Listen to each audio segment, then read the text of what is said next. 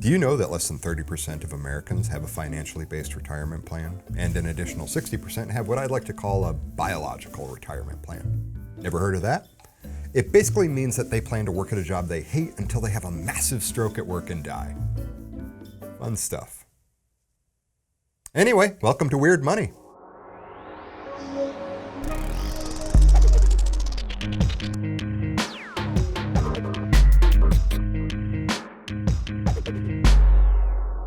Hi everyone, I'm the abyss that stares back at you, Derek Haryu, and in this episode of Weird Money, we're going to be discussing retirement and celestial investing. Right now, we have a nation full of people with no plan for their later years. Why? Well, if you listen to cranky old people, it's because the boomers, Gen-xers, and Millennials failed to plan. Aren't old people cute?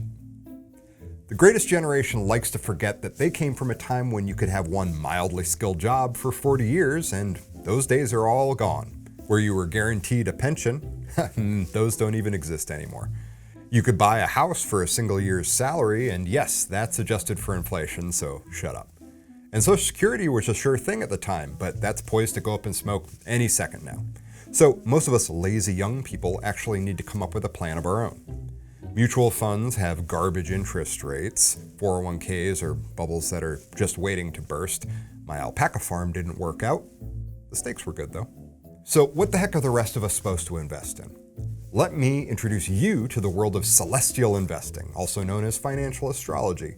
This is where you find an astrologer who's also a stock fund manager to invest based on both stock charts and star charts. Probably the most famous of these stock gurus is Crawford.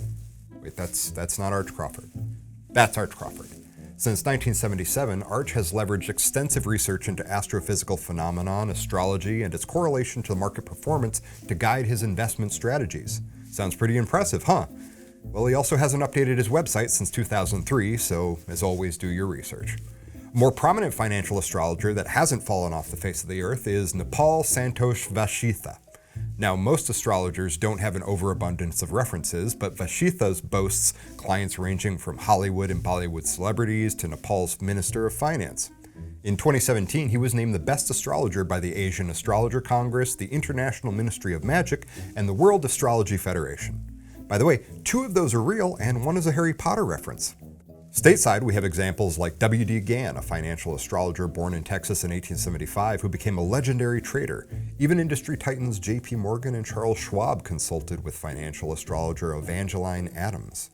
Millionaires don't need astrology. Billionaires do. J.P. Morgan said that. Probably. You can get sessions with highly regarded financial astrologers for about $125 an hour. Is it worth it? Well, that's not for me to say. Once I paid $100 to use a sensory deprivation tank. Apparently, I thought floating in a giant egg filled with warm water, salt, and a non-zero amount of human urine was worth it at the time. So, maybe? Frankly, an astrologer has as much right to give advice as most financial advisors, so it's up to you to decide if you believe in them or not. Vashitha takes your personal information and inputs it into a Napoli app called Sky Vision to see what's happening in the skies. He then maps the planetary configurations on map grids and paper and determines your impending health, wealth, and love and longevity. In today's bull market, some investors are eager to integrate any data to help them invest, even if the information has otherworldly origins. Recap time! Less than 30% of Americans have a retirement plan unless you count all the people just planning to drop dead at work. Social Security, mutual funds, and 401ks are looking pretty bleak. Meanwhile, celestial investing could be a way to use the patterns of the cosmos to predict and influence your financial strategies. And frankly, a psychic has about the same chance of picking a solid investment as some quote-unquote financial planner. That wraps up this episode of Weird Money. Please like and subscribe the channel below. And if you have a story about your own Weird Money experience, please write it down in the comments section, even if you completely made it up because, well, how would I know? Bye!